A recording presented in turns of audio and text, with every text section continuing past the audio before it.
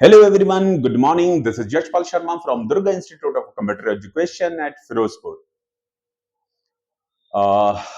Students, आज अपन Python का second tutorial start करने जा रहे हैं, तो जिसके अंदर हम करेंगे आज सीक्वेंशियल कंट्रोल स्ट्रक्चर। ओके, तो हमारे पास क्या है, एक्चुअली कंट्रोल स्ट्रक्चर हम डिस्कस कर रहे हैं इसमें। कंट्रोल स्ट्रक्चर, ओके, तो ये कंट्रोल स्ट्रक्चर होता क्या है जो आपकी स्टेटमेंट को कंट्रोल में करके रखता है। आप प्रोग्राम्स बनाते हो, प्रोग्राम्स के अंदर नंबर ऑफ स्टेटमेंट्स होती हैं, तो उन स्टेटमेंट्स को ओवरऑल कंट्रोलिंग करने के लिए हमारे पास होता है कंट्रोल स्ट्रक्चर। तो ये कंट्रोल स्ट्रक्चर जो है हमारे पास तीन तरह का होता है। एक होता है sequence, okay. Now second one is your conditional या selection control structure, selection control structure, okay. और थर्ड होता है iteration, iteration control structure. Okay fine. Now अब हम इसको वन बाय वन डिस्कस करते हैं। तो पहले बात आती है हमारे पास सीक्वेंस कंट्रोल स्ट्रक्चर। सीक्वेंस क्या होता है Raje? Execute the statement one after another, that is called a sequence. Sequence mean to say, जैसे आपके पास पहली स्टेटमेंट ये एग्जीक्यूट होगी, फिर दूसरी ये, तीसरी ये, मतलब एक सीरियल ऑर्डर में स्टेटमेंट का एग्जीक्यूट हो जाना, that is called a sequence control structure. For example, जैसे आपने दो नंबर का सम करना है, पहली स्टेटमेंट आपकी क्या आई? a इज इक्वल टू 5, दूसरी क्या आई? b is equal to 6, c is equal to a plus b, and then fourth क्या आई आपकी? Print c। ये क्या है? Sequential control structure. आप इस सीक्वेंस में बनाओगे तो आपका सम ऑफ टू नंबर्स हो जाएगा, लेकिन अगर आप एक भी स्टेटमेंट को शफल कर दोगे तो आपकी आउटपुट अचीव नहीं होगी। This is called A sequential control structure, sequence control structure. Okay, let's suppose अगर आप प्रिंट को ऊपर कर दो और इस स्टेटमेंट को नीचे कर दो, तो क्या होगा? ए की वैल्यू 5, बी की वैल्यू 6, वो पहले प्रिंट सी कर देगा। सी करेगा तो सी की आउटपुट क्या देगा? सी तो अभी कैलकुलेट ही नहीं हुआ, तो इट मींस यहां पे क्या आ जाएगा आपका? Error.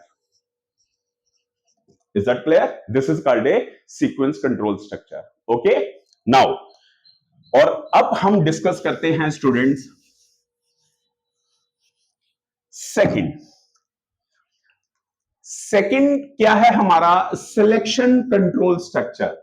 Basically selection control structure क्या होता है? जब आपने कोई डिसीजन मेकिंग करनी हो, जब आपने किसी चीज का कंपैरिजन करना हो, आपके पास नंबर ऑफ स्टेटमेंट्स हो, नंबर ऑफ स्टेटमेंट का ब्लॉक हो, तो आप कौन से ब्लॉक को एग्जीक्यूट करवाना चाहते हो, और उसके अंदर हम क्या करते हैं? हम कंडीशन को स्पेसिफाई करते हैं, तो उस चीज को हम बोलते हैं सिलेक्शन कंट्रोल स्ट्रक्चर, यानी कि decision making control structure. Is that clear? तो आज हम इसको डिस्कस करेंगे, ओके, फिर उसके बाद इसको करेंगे। ओके, तो अभी थर्ड मैं आपको ओवरव्यू बता देता हूं। आइट्रेशन क्या होता है? आइट्रेशन होता है when you want to execute the number of statements again and again until the condition will be false. It means जब आप नंबर ऑफ सिंगल स्टेटमेंट या नंबर ऑफ स्टेटमेंट्स को मल्टीपल टाइम एग्जीक्यूट करवाना चाहते हो, तो उस चीज को हम बोलते हैं आइट्रेशन। ओके, और वैसे इसके अंदर हमारे पास आता है एक फोर आता है और एक हमारे पास आता है वाइल स्टेटमेंट। ओके, तो इन सभी चीजों को अब हम वन बाय वन डिस्कस करने जा रहे हैं। Okay, let's start.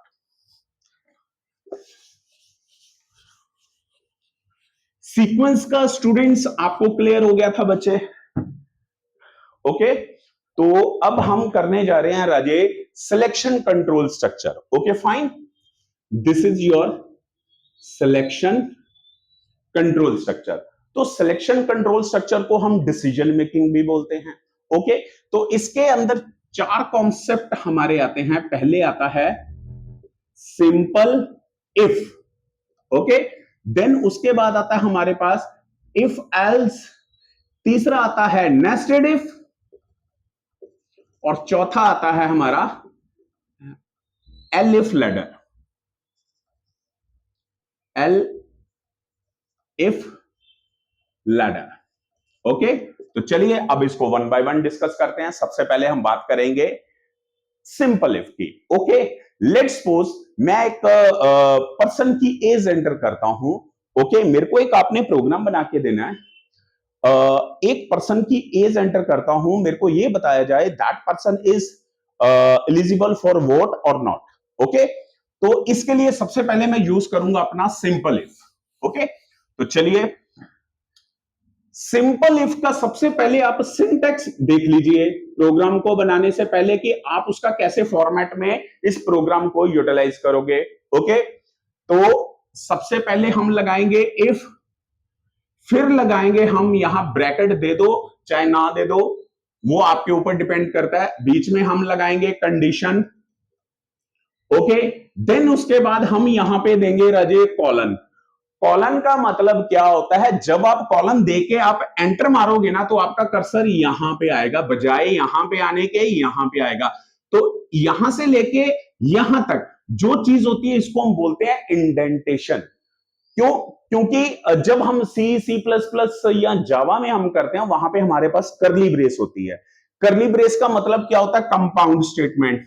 ओके, अगर आपने नंबर ऑफ स्टेटमेंट इसके अंदर लिख दी है, ओके फाइन, लेकिन पाइथन के अंदर इसका फॉर्मेट क्या है, आप कॉलन दो, कॉलन के बाद जब आप एंटर मारोगे यहां पे अगर आपके पास नंबर ऑफ स्टेटमेंट्स है तो सारी स्टेटमेंट आपकी यहां पे लिखी जाएंगी बजाय यहां पे लिखने के। अगर एक भी स्टेटमेंट आपने यहां पे लिख दी तो वो आपको एरर दे देगा। ओके, ये इसका एक फॉर्मेट है। ओके, तो सबसे पहले मैंने क्या किया, if condition colon then this one, और अगर आप इसको दोबारा कंडीशन लगाते हो if condition colon this one.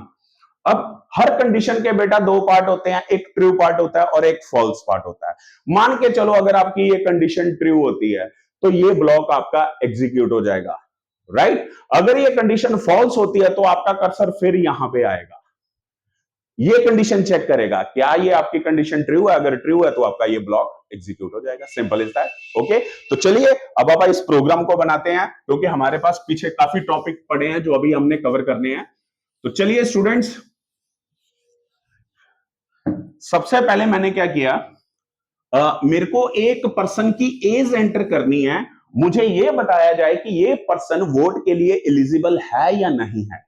Okay, तो चलिए यहां पे सबसे पहले मैंने क्या किया, मैंने एज नाम का एक वेरिएबल लिया और उसको मैंने इंटीजर डाटा टाइप दी, and now this is called an input, and now enter the age of person. Okay, तो यहां पे आपने क्या किया राजे, एक पर्सन की एज को एंटर करने को बोला। ओके फाइन, अब आप यहां पे कंडीशन लगाओगे if age is greater than is equal to 18। तो इसका मतलब क्या है, जो आपने एज एंटर की है क्या वो 18 या 18 से ग्रेटर है। अगर वो ग्रेटर हुई तो आप यहां पे क्या करोगे, एक मैसेज डिलीवर कर दोगे, print the person is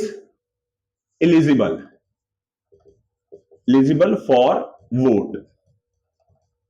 okay, अगर बाय चांस आपने एज एंटर की 12, 12, तो यहां पे ये कंडीशन तो फॉल्स हो रही है। अभी मैं सिंपल इफ का करवा रहा हूं, इसमें एल्स पार्ट यूज नहीं कर रहा, अभी मैं सिंपल इफ करवा रहा हूं। आप क्या करोगे, यहां पे दोबारा फिर जाओगे, if age is less than 18, अब दोनों में से एक कंडीशन तो ट्रू होगी ना, तो क्या करोगे आप, अगर बाय चांस आपकी एज 18 से कम है, एज कितनी है मेरी 12, तो it means 12 is less than 18, yes absolutely condition will be true. तो यहां पे क्या होगा, वो प्रिंट करेगा person is not eligible. Is that clear Raje? देखो मैंने सिंपल इफ किया है, सिंपल इफ के अंदर मैंने क्या किया है, दो कंडीशन यहां पे इंप्लीमेंट की है। अगर आपकी एज ग्रेटर देन 18 है तो ये करेगा, अगर बाय चांस ये फॉल्स हो जाती है, जैसा कि मैंने आपको बताया हर कंडीशन के बेटा दो पार्ट होते हैं, एक ट्रू और एक फॉल्स। अगर ये कंडीशन ट्रू है तो ये चलेगा क्योंकि ये जो पार्ट होता है ये आपका ट्रू पार्ट होता है। अगर ये कंडीशन फॉल्स है तो क्या होगा, दोबारा यहां पे आ जाएगा कर्सर मेरा, और यहां पे आगे कंडीशन फिर चेक करेगा, वो क्या बोलेगा, person is not eligible for vote. Is that clear? तो चलिए अब अगला सिंटेक्स है हमारा इफ एल्स का। ओके बेटे क्लियर हो रहा है ना? जहां पे ना क्लियर हो तो आप मेरे को इमीडिएटली क्वेश्चन पूछो या मेरे कमेंट सेक्शन में मेरे को बताओ, सर मेरे को हमें यहां पे डाउट आया। Okay then I will solve. अब है मेरे पास इफ एल्स। तो इफ एल्स में क्या है, यहां पे सबसे पहले मैं कंडीशन दूंगा और इस कंडीशन, अगर ये कंडीशन ट्रू है तो ये आपका ट्रू पार्ट चलेगा। ओके अगर ये कंडीशन फॉल्स है तो मैं यहां पे दूंगा एल्स। एल्स आपने कहां पे देना? बिल्कुल ये इफ के नीचे देना है। आप इसको आगे पीछे मत देना। क्यों? क्योंकि फिर वो इंडेंटेशन में माना जाएगा। इंडेंटेशन का मतलब क्या है कि अगर यहां पे आपने इसके नीचे दे दिया तो इसका मतलब ये है कि ये एल्स पार्ट इस कंडीशन का बन गया, तो मतलब ये इसका ट्रू पार्ट बन गया है, तो यहां पे फिर वो कॉन्फ्लिक्ट क्रिएट करेगा। ओके तो यहां पे आपने एल्स दे दिया, एल्स देन आप प्रिंट करोगे तो ये आ जाएगा। ओके तो ये आपका फॉल्स पार्ट होगा। ओके एल्स जो होता है वो हमेशा फॉल्स पार्ट होता है, कंडीशन के नीचे वाला बिल्कुल आपका ट्रू पार्ट होता है। तो यहां पे अगर आपकी कंडीशन ट्रू है तो आपका ये वाला पार्ट एग्जीक्यूट होगा, अगर आपकी कंडीशन फॉल्स है तो आपका एल्स पार्ट एग्जीक्यूट होगा। Is that clear Raje? Good. तो चलिए अभी इसी प्रोग्राम को मैं आपको बना के दिखाता हूं।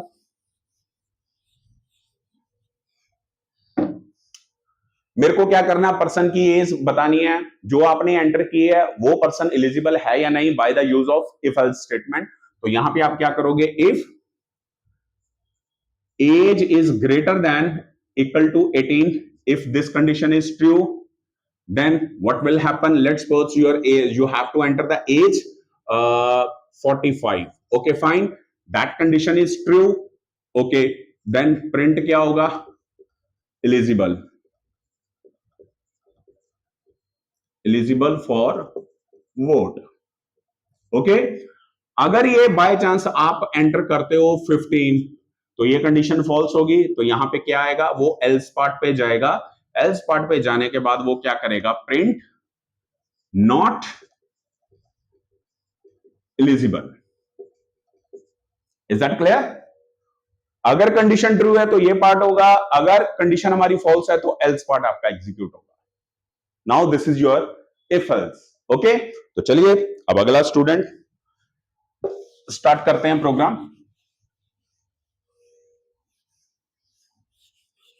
नाउ अब अगला जो है हमारा है नेस्टेड इफ। नेस्टेड इफ क्या होता है, हमारे पास इफ के अंदर एक और इफ, एक आउटर इफ होता है, एक इनर इफ होता है। जैसे यहां पे है इफ, यहां पे आपने कंडीशन दे दी। ओके अगर आपकी ये कंडीशन ट्रू है, उसके अंदर एक और कंडीशन आ गई राजे, क्या करोगे, यहां पे भी एक कंडीशन आ गई। अगर ये कंडीशन ट्रू है तो आपका ये वाला पार्ट एग्जीक्यूट होगा, अगर ये कंडीशन फॉल्स है तो आपका एल्स वाला पार्ट एग्जीक्यूट होगा। ओके नाउ अगर आपके आउटर इफ की कंडीशन फॉल्स है तो आप यहां पे दोगे एल्स। ओके फिर आप ये बताओगे this is your false part. The moral of the story is this कि ये आपका हो गया आउटर इफ और ये आपका हो गया इनर इफ। ओके अगर आपके आउटर इफ की कंडीशन ट्रू होती है तो कर्सर आपका जंप करेगा इनर इफ के ऊपर, और अगर आपके इनर इफ की कंडीशन ट्रू होती है तो आपका ये वाला पार्ट एग्जीक्यूट होगा, because this part is related to your inner if. Let's suppose your condition is false of your inner if, then the cursor will jump on else statement which belongs to inner if. Okay, the else part will be executed. Okay, let's suppose your outer part of your condition is true, the cursor will jump on else part. तो क्या करेगा, ये जो false part है ये आपके इस outer if का है, ये else part आपके inner if का है। Is that clear? अब मैं इसका एक प्रोग्राम आपको देता हूं, चलिए।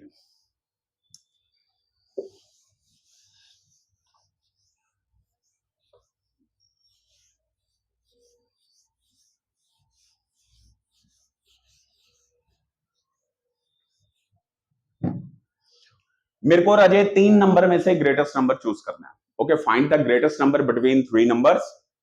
तो यहां पे मैं क्या करूंगा, सबसे पहले ए को आप चाहे इनपुट करवा लो चाहे डायरेक्ट इनिशियलाइज कर लो, ठीक है। मैं इनपुट करवा लेता हूं, a int input enter the value of a, okay. Similarly मैं बी को भी कराऊंगा, इसी तरह मैं सी को भी कराऊंगा, ओके। ये तीनों को मैंने इनपुट करवा दिया। अब if a greater than equal to b, a greater than b and a greater than c, okay. तो यहां पे क्या हो गया, if both condition are true, हाँ मेरे को ये वाला नहीं करवाना, मेरे को 3 नंबर में से ग्रेटेस्ट नंबर चूज करना है। तो सबसे पहले मैं क्या करूंगा, if a greater than b, if a greater than c, okay. अगर आपका ए बी से बड़ा है, अगर ये कंडीशन ट्रू होती है, इफ ए ग्रेटर देन सी, अगर ये भी कंडीशन ट्रू होती है, तो क्या होगा, print A is the greatest number, okay. Let's suppose अगर आपका सी बड़ा होता है, तो यहां पे एल्स आ जाएगा, एल्स वो क्या करेगा आपका, यहां पे print c is the greatest number, okay. अब सपोज ए आपका है 10 20 30, मान के चलो ए आपका 100 है और बी आपका 20 है, सी आपका 30 है, ओके। क्या ए मेरा बी से बड़ा है, यस, कंडीशन ट्रू है, बिल्कुल ए बी से बड़ा है। फिर अगर आपकी ये कंडीशन ट्रू है तो cursor will jump on inner if, तो यहां पे वो क्या करेगा, क्या ए आपका सी से भी बड़ा है, absolutely condition is true, then this statement will execute, okay.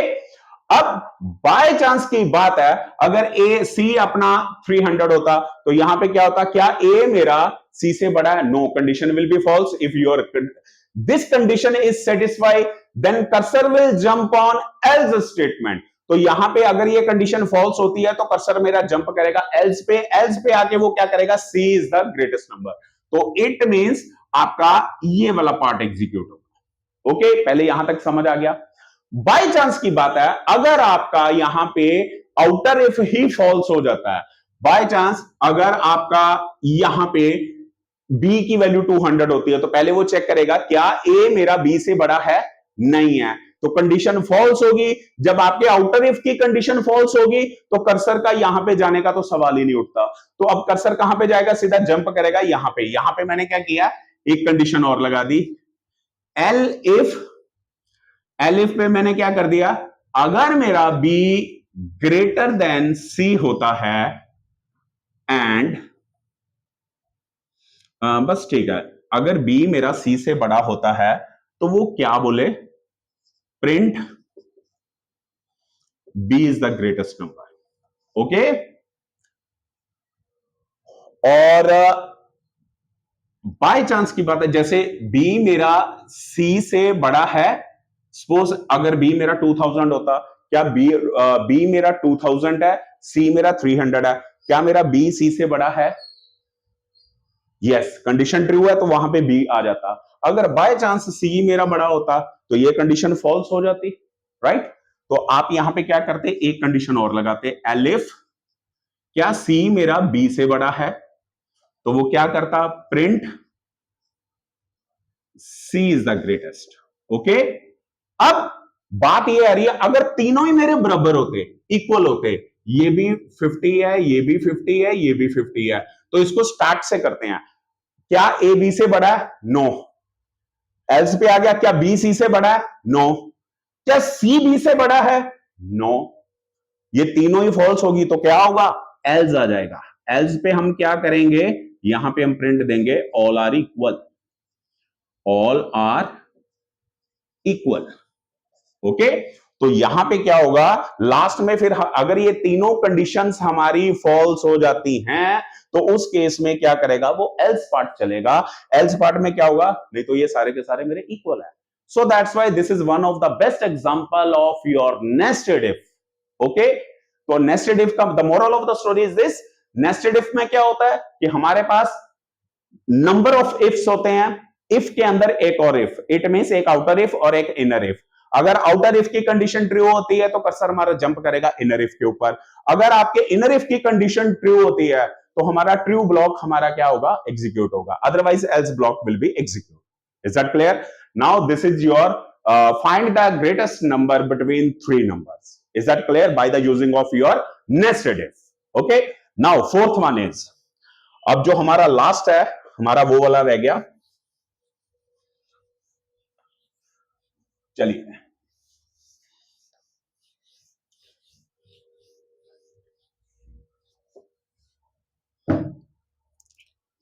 अब जो हमारा लास्ट सेक्शन है वो है एल्स इफ, एलिफ लैडर।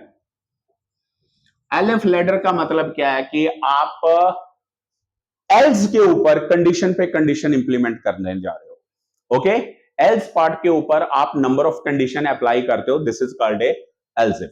तो चलिए अब मैं आपको एक प्रोग्राम देता हूं, मैं एक नंबर एंटर करता हूं तो मुझे यह बताया जाए कि नंबर कितने डिजिट का है, how many digit in a particular number. Okay, write a program to find the number of digits in a number. तो यहां पे सबसे पहले मैं क्या करूंगा, एक नम ले लिया मैंने, num is equal to int input, तो यहां पे मैं क्या करूंगा, एंटर एनी नंबर। ओके, तो इस प्रोग्राम को स्टार्ट करने से पहले मैं आपको एलिफ लैडर का एक सिंटेक्स बता दूं क्या है। तो ये पहले सिंटेक्स आप देख लीजिए, फिर मैं ये प्रोग्राम को कंटिन्यू करता हूं। ओके, तो यहां पे क्या है, सबसे पहले आप क्या करोगे, एक कंडीशन लगाओगे, this is your condition. Okay, और हर कंडीशन का बेटे दो पार्ट होते हैं, एक ट्रू होता है और एक फॉल्स होता है। तो यहां पे अगर ये कंडीशन ट्रू है तो आपका ये ब्लॉक एग्जीक्यूट होगा। ओके, अगर ये कंडीशन फॉल्स है तो आप एलिफ लगाओगे, हाँ, एलिफ पे फिर आप कंडीशन लगाओगे, अगर ये कंडीशन ट्रू है तो आपका ये वाला ब्लॉक एग्जीक्यूट होगा, अगर ये कंडीशन फॉल्स है तो आपका फिर आप एलिफ लगाओगे, एलिफ, फिर आप कंडीशन लगाओगे। मतलब कहने का है कि एल्स पार्ट पे आप कंडीशन पे कंडीशन लगाओगे, this is known as a elif ladder. Else part पे कंडीशन लगाना, that is called a else ladder. Okay, तो चलिए अब इसी प्रोग्राम को कंटिन्यू करता हूं। ठीक है, मेरा प्रोग्राम ये था कि आप एक नंबर एंटर करते हो तो मुझे ये बताया जाए कि वो नंबर आपका कितने डिजिट का है। तो यहां पे let's suppose your number is 786, you got it. तो अब आप क्या करने जा रहे हो, यहां पे आप करोगे इफ, अब इसमें लॉजिक लगेगा, सिंगल डिजिट कौन से होते हैं, सिंगल डिजिट होते हैं 0 to 9, और डबल डिजिट 10 to 99 तक होते हैं, ट्रिपल कौन से होते हैं 100 से लेके 999 तक, दीज आर 3 डिजिट। ओके, तो अब यही मेरा क्लू है, इसी लॉजिक से हम इसको करेंगे। तो क्या होगा यहां पे, if your number is greater than is equal to 0 and number is less than 10, is that clear? तो क्या होगा, प्रिंट आएगा सिंगल डिजिट। ओके, क्लियर होगी बात? अब एलिफ आएगा यहां पे, अगर बाय चांस की बात है, अब पहले ये कंडीशन ट्रू है कि फॉल्स है, ये फॉल्स है, क्यों, क्या नंबर आपका 0 से ग्रेटर है, बिल्कुल ठीक है, क्या नंबर आपका 10 से लेस है, नहीं, because value of number is 786, 3 digit का ये है ना, तो वो मेरा 10 से कम है, ये कंडीशन फॉल्स होगी। एंड ऑपरेटर का मतलब है कि आपकी बोथ कंडीशन ट्रू होनी चाहिए, क्योंकि यहां पे दो कंडीशन लगी है तो दोनों कंडीशन ट्रू होनी चाहिए। अगर मैं यहां पे और लगा देता तो अगर एक भी कंडीशन ट्रू होती तो हमारा ये स्टेटमेंट एग्जीक्यूट होता। तो मैंने यहां पे क्या किया, मैंने एंड ऑपरेटर लगाया, this is your logical operator. Okay, तो ये कंडीशन मेरी फॉल्स होगी, दोनों में से एक भी फॉल्स होगी तो ये सारी की सारी फॉल्स मानी जाएगी। अब यहां पे क्या होगा, मेरा एल्स पे जाएगा, एल, तो एल्स पे मैंने यहां पे एलिफ किया, अगर आपका number greater than equal to 10 and number less than 100, it means 99, 10 से लेके 99 मतलब 99, मतलब 10 से लेके हमारे पास 99 तक है, तो वो क्या बोलेगा आपको? Double digit. ओके, तो अगर अब ये भी कंडीशन हमारी फॉल्स है क्योंकि ये 100 से लेस तक है, कंडीशन फॉल्स है। अब मैं यहां पे जाऊंगा एलिफ, अगर आपका number greater than equal to 100 and number less than 1000, okay, तो अब 1000 से तो कम ही है, कंडीशन हमारी ट्रू है, 100 से तो ऊपर ही है, बिल्कुल ठीक है। और ये 1000 से कम है, बिल्कुल है, तो इट मींस ये कंडीशन सेटिस्फाई होती है। तो मैं यहां पे लिख देता हूं 3 डिजिट। ओके, तो ये ट्रिपल डिजिट का हो गया, 3 डिजिट का। ओके, मेरे को 3 डिजिट तक का लेना, बाकी दैट डिपेंड्स ऑन यू कि आप इसको 4 डिजिट में लेना चाहते हो, 5 में, उतने ही एलिफ एलिफ आपके इंक्रीज होते जाएंगे। इज दैट क्लियर राजे? तो ये था आज का हमारा सिलेक्शन कंट्रोल स्ट्रक्चर। ओके राजे, तो इसके लिए मैं आपको काफी सारे प्रोग्राम दिए जा रहा हूं, आप इसको आराम से प्रैक्टिस के तौर पे करना। अगर उसमें कोई प्रॉब्लम आए तो आप मेरे कमेंट सेक्शन में मेरे को बताना। ओके स्टूडेंट्स, तो लाइक पहला प्रोग्राम है जैसे write a program to find whether the given number is even or odd. Now next one is your write a program to find whether the given number is Armstrong or not. Okay, दो programme हो गए। Now third program is write a program to calculate the percentage of a student with the following condition. If your percentage is below 40, the message will be display on your screen, student is fail. If your percentage is below 50, the message will be display on your screen is student percentage is a third division, and so on. खैर ये आपको सारे के सारे programmes मिल जाएंगे।